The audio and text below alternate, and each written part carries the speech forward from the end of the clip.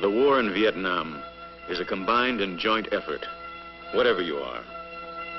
Soldier, sailor, Marine, or airman, American, Korean, Arvin, Australian or New Zealander, you already know this well. A message read to this unit illustrates the challenges faced and met by units of all services.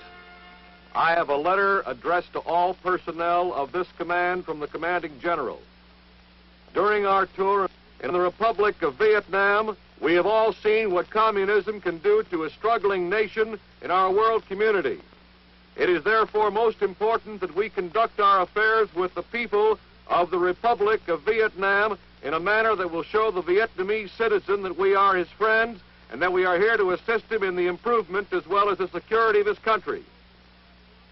It is then with great pride that I note the fine work done by the soldiers of this command during the recent operation. It is with pleasure that I say, a job well done.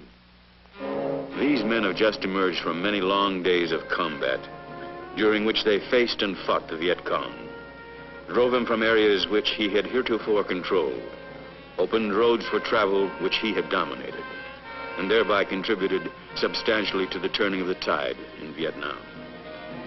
Yet it is not for their military accomplishments alone, important though they are, that they are commended by their commander. It is for other activities, more subtle, less easy to grasp and define, yet every bit as indispensable to the final decision in the war that is being fought in Vietnam today, a war unique in the long history of armed conflict between men and nations.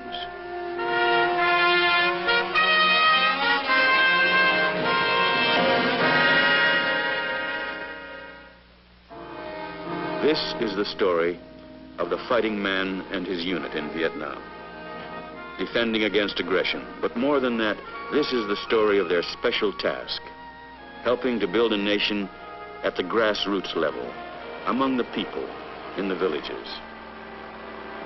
This is the battleground in Vietnam, the varied and changing face of the land.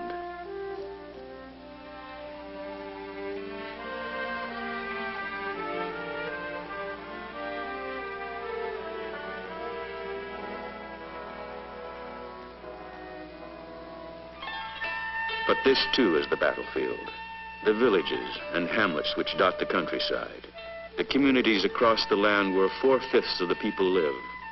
And it is in this battlefield that the issue of victory or defeat will ultimately be decided.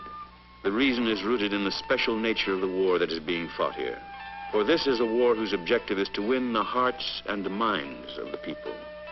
To understand why this is so, it is necessary to contrast this war with those we have fought in the past. Take Korea, for example. As in all the wars before it, it had a battle line. When the war was going against us, the battle line pushed in on us.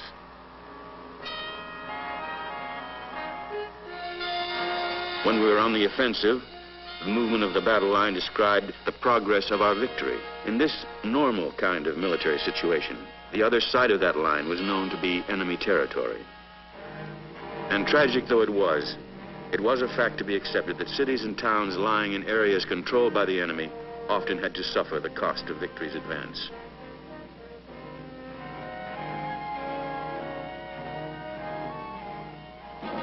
But the war in Vietnam is different.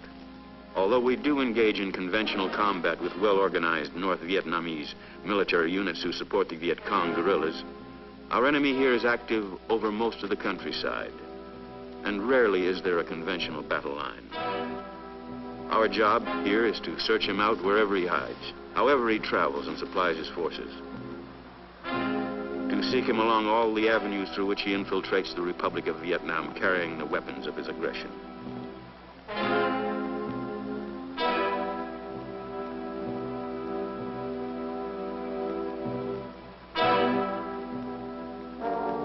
Our job is to find him,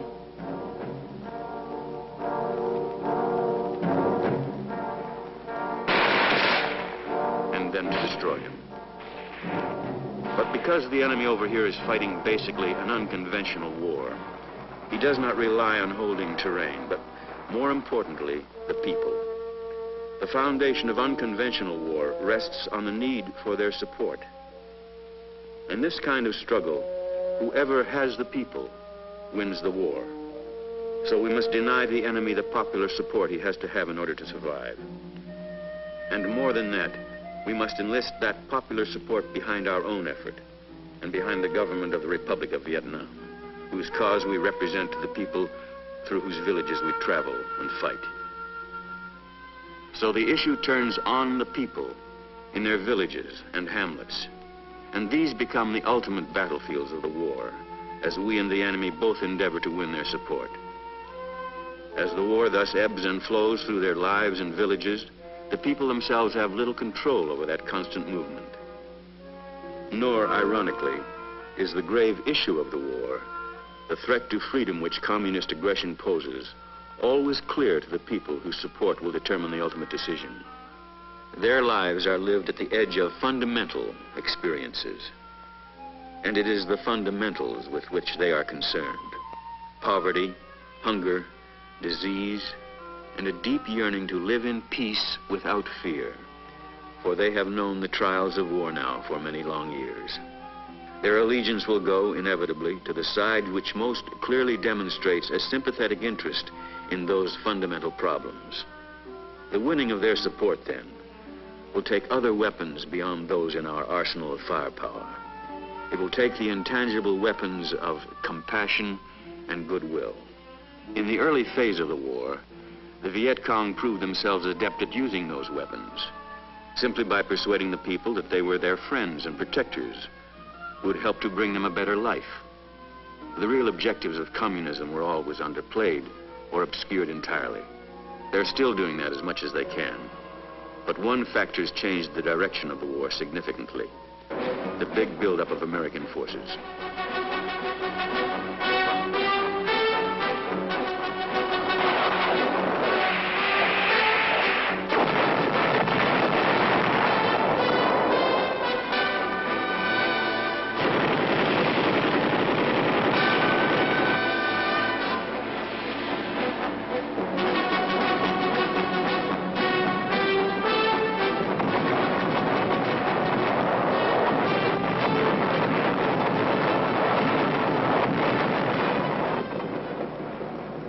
With the buildup, the Viet Cong's hold on the countryside started to loosen.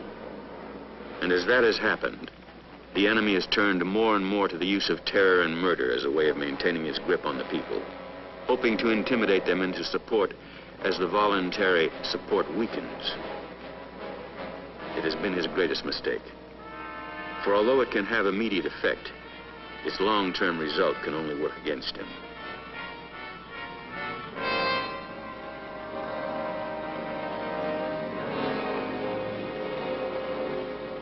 The enemy's mistakes, of course, work to our advantage, but there is an obvious and urgent lesson.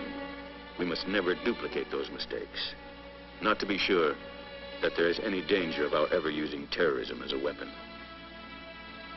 But to the people in the villages, there might well be little difference between the calculated cruelty of communist forces and fire which rains on them and their families from an American rifle or an American plane.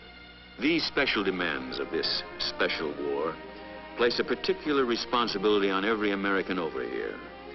Commanders at all levels are obliged to consider the psychological as well as the military objectives of each operation. And because the circumstances call for an exercise of restraint beyond that normally required on the battlefield, they must strike a balance between the force essential to accomplish their mission and the necessity of inflicting as few casualties as possible on the civilian population. This does not mean that the rules of safety and security can or should ever be relaxed.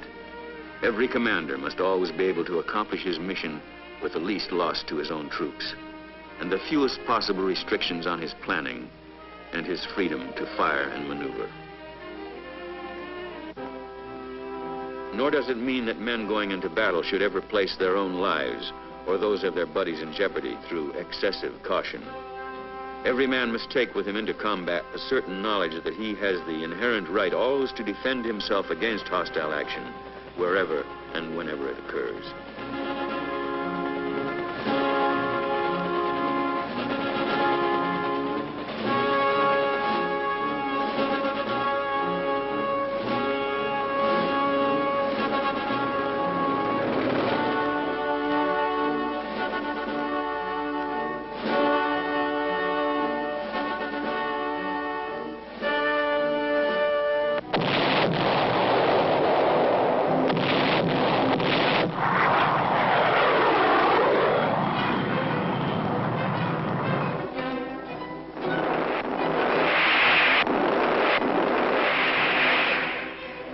But this special responsibility does mean that firepower of all kinds has to be employed with care taken insofar as humanly possible to avoid unnecessary damage to the lives and property of the civilian population.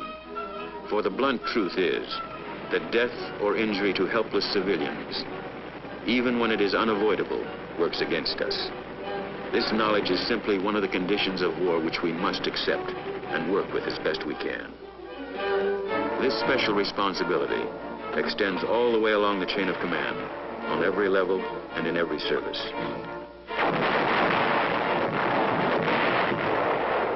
And it very specifically includes the man on the ground, who must face his personal responsibility through the sights of his personal weapon.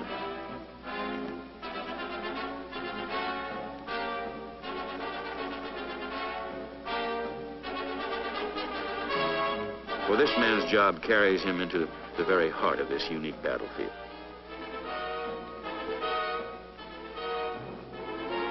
Precautions to eliminate needless casualties should be taken whenever possible. One example of how this can effectively be accomplished is the Air Force's practice of carefully marking targets so they can be hit with pinpoint accuracy.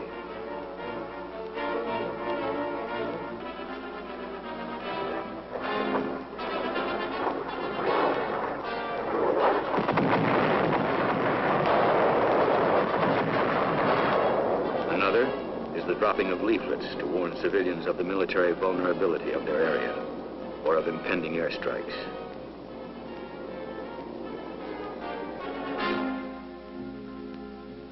And still another is the use of broadcasts to warn villagers of ground operations. All such warnings, of course, must always be made with due regard given to the security and success of the mission. Và đừng đi ra khỏi nhà mình vì sẽ tai hại, rất tai hại đến cho mình. Và trong lúc chờ đợi xin đồng bào cứ ở yên trong nhà và sẽ có những thông cáo cho đồng bào. Xin đồng bào hãy tuân theo những thông cáo của. The villages have to be entered. They have to be searched and made safe. This remains an inescapable duty of war. But with careful plans made and executed, with every precaution taken that can be within the bounds of safety, and with every man aware of his own increased responsibility, it can be done with the least possible damage and danger.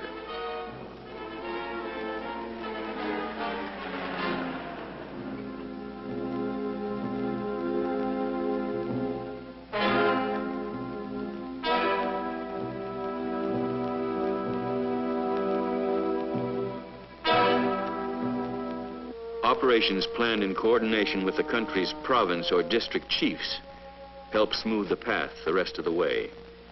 For they can explain better than anyone else, at least in the beginning, that the Americans are here as friends.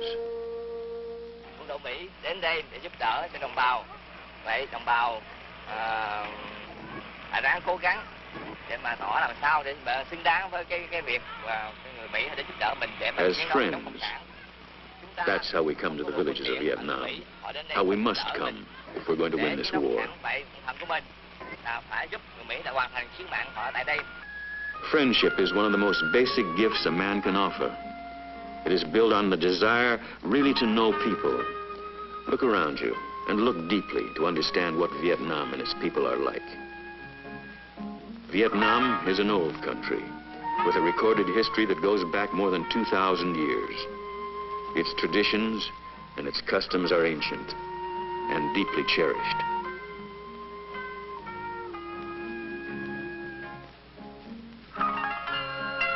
The Vietnamese himself, humble peasant though he may be, is the inheritor of this old tradition, and anyone who would claim his friendship must understand that about him. He must know and respect the fact that he looks on the world in a very set way, defined and shaped by long tradition. It is a world that lies always close to the soil and the elements. His village is more than his home. It is his universe, and he seldom, if ever, leaves it. The values which shape his code of behavior are his most precious possessions, and they are honored ones. Dignity, self-control, respect for elders. His family is all important to him, all his family. Not only those immediately close to him, but distant relatives as well. Those living, those dead, and those in generations yet to come. Regard for the family is the center of his religion. Although many villages in Vietnam like this one are Christian, and the majority are Buddhist. Whichever it is, the place of worship in the village is the focal point of community life. Knowing these things about the Vietnamese people and understanding the importance they have in their lives will help in establishing the friendship that is so crucial to our mission, since knowledge is the foundation of friendship.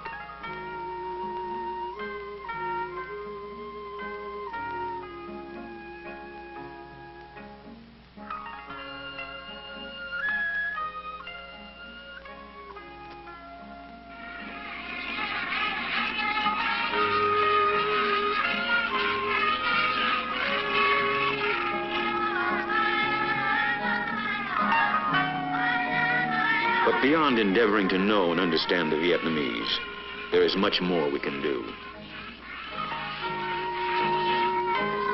Ready? One again, okay? One, two, three, four,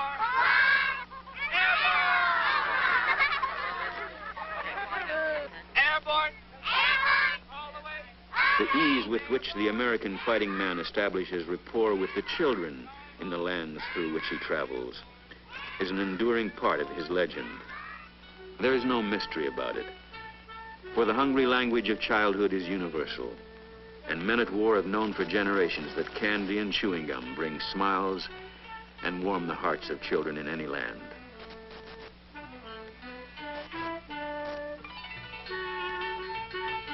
But there is more to this legend than candy and color. And every man knows it who has watched happiness brighten the eyes of a child as the result of his own effort.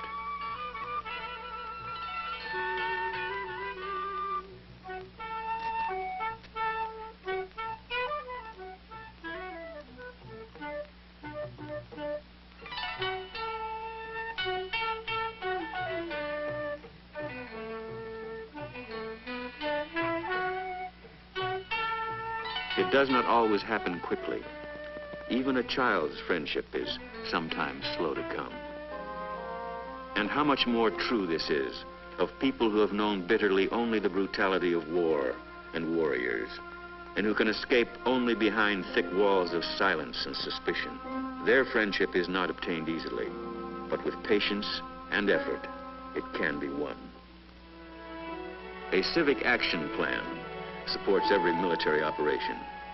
Not because we believe that friendship has a price which we can pay with giveaways and handouts, but because we thus have the opportunity to show in a definite, tangible way that our interests really lie with the people and their problems.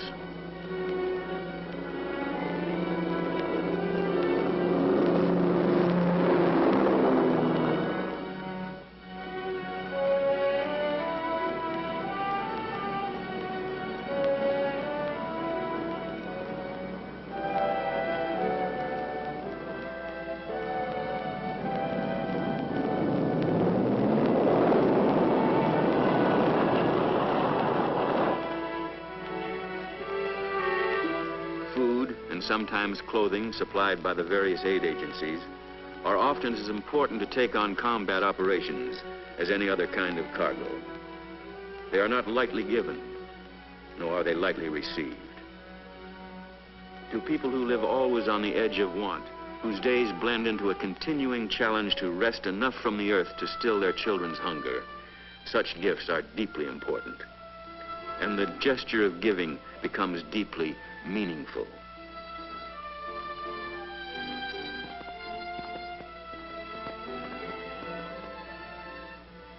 To people whose lives are shadowed and haunted by disease, who must suffer pain and illness because no help for suffering is available to them, whose health and well-being are doomed to the harsh conditions of a harsh life. To such a people, the attentions of a military medical team are powerful symbols indeed of a desire for friendship.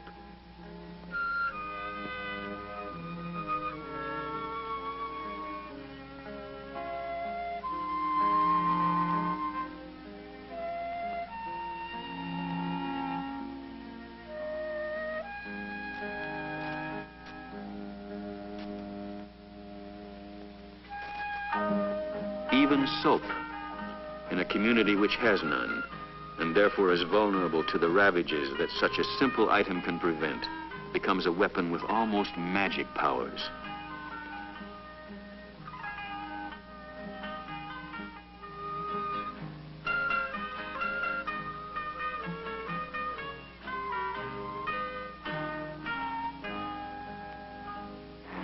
Every military unit has the capability of helping to improve a community in some way.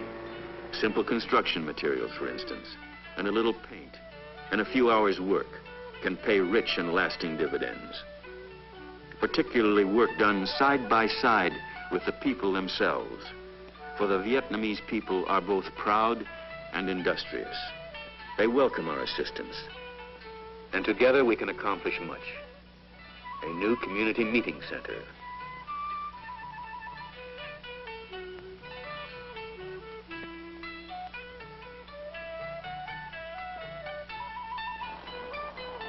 A place for the children to go to school. A new face for the house of worship. A well, a bridge. These can work for us with wonderful effect. Helping the people to gather in their precious rice crop and protect it from the Viet Cong, as these Marines are doing, can be as important as any military engagement. For all this is evidence which will stand as lasting reminders that the Americans who came this way as allies of their government came as friends.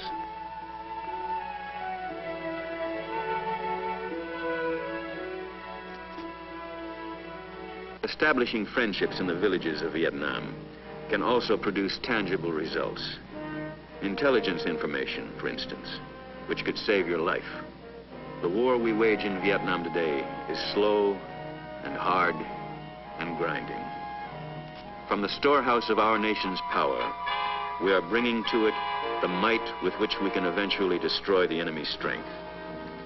From reservoirs of compassion and generosity, we bring a spirit and a demonstration of friendship, and these too become weapons, as powerful as any other in this war, which is a contest for the hearts and the minds of the people of Vietnam. They are weapons that will touch and stir the hopes of those through whose villages we travel, and when we pass on, will leave a deposit of warm feelings behind. A demonstration of the people's new appreciation for us in any one village cannot perhaps be taken too seriously. It may not mean that the village has been secured forever. The war is not that simple. But we must not falter. We must continue until the enemy is convinced his aggression will not pay.